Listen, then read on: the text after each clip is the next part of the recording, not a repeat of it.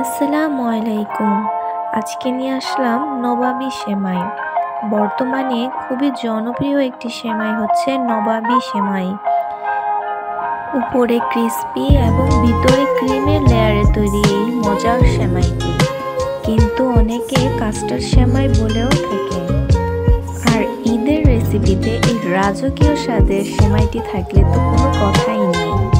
খুবই অল্প সময়ে, খুবই কম খরচে, ইজি ওয়েতে এই সেমাইটি আপনারা ঘরে তৈরি করতে পারবেন।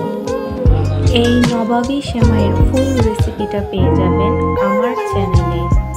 নতুন নতুন রেসিপি পেতে এখনই সাবস্ক্রাইব করে রাখুন আমার চ্যানেলে।